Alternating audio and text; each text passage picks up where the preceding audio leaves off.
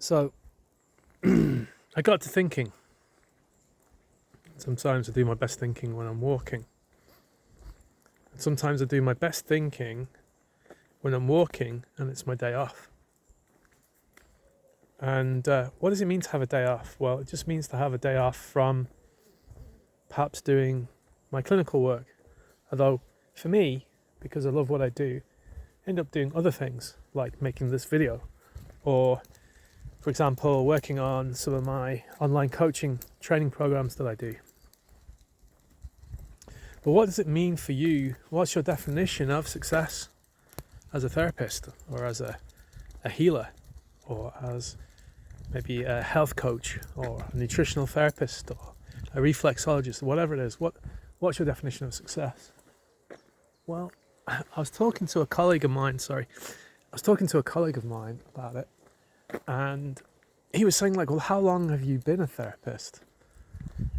And it's like 1996, and I'm thinking, that's when it started. That's really when it started, as in concrete, I am a therapist, or I am going to be a therapist. And that time has flown. And then I look back and people say, well, it's all right for you because you're always busy, you've always got clients, you're always treating people, there's always cash flow coming in. And I'm like, well, yeah, I am at it for a long time, and it shows. So, but that doesn't mean to say you can't have success fairly early on in your career, but you have to define what success is for you, or what is the definition of success. Is it a super busy clinic with lots and lots of clients? Is it a clinic that achieves some great results, has a reputation for great results? Is it a clinic that you run and have people working within your clinic, within your business? Is it a combination of all those things? Or is it just like pride and knowledge that you do the best that you can with what you've been given at the time that you've got? Or do you strive to make better humans, or help humans better themselves and put them through a complete wellness and health program?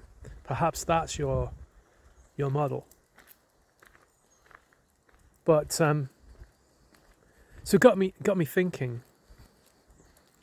about all the other students, therapists, colleagues, people around me that are equally as successful, but want to sometimes have tips or hints, or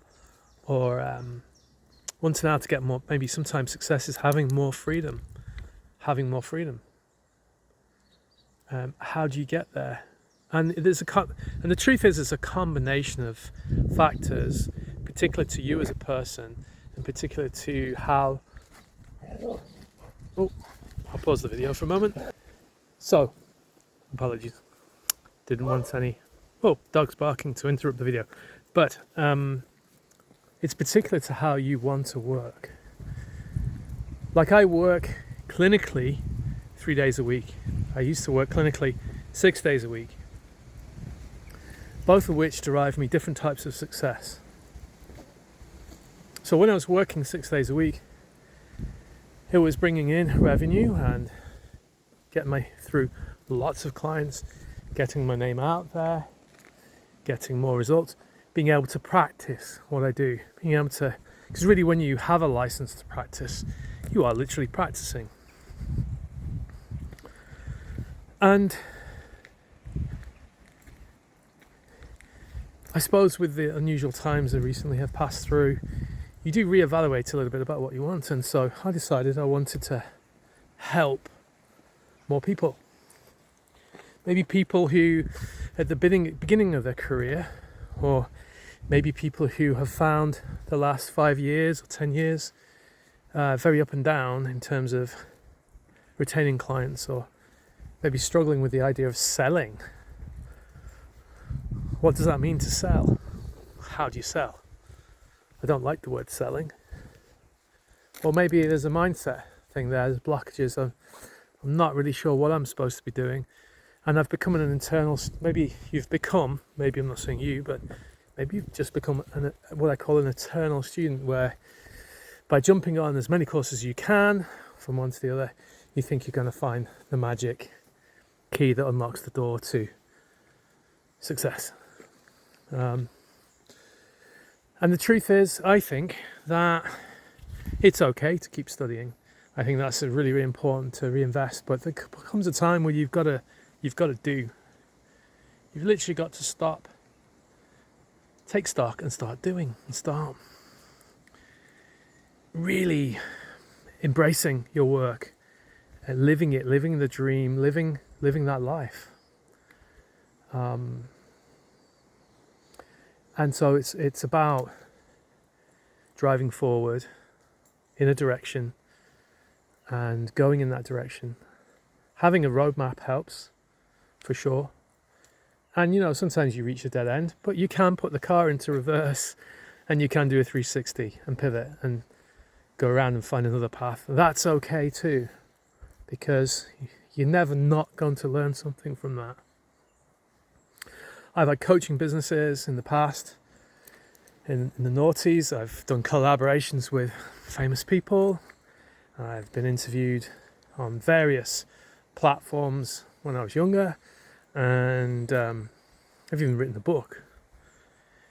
And has everything brought me the level of success that I expected? No, but that hasn't stopped me from creating. And so I want you to maybe give me a comment on that. Leave a comment, leave feedback if you can. I'm not even sure if I've switched on the comments, but maybe you could, even if I post this onto social media, or even if you see this video on LinkedIn, you could leave a comment and let me know even if you're not a therapist, what is your definition of success? For me, I like to partly have a routine, partly know where I'm going to be and what I'm going to do, but also like a day like today, just say, you know what, let's go for a stroll, let's get some fresh air. Let's not always be striving.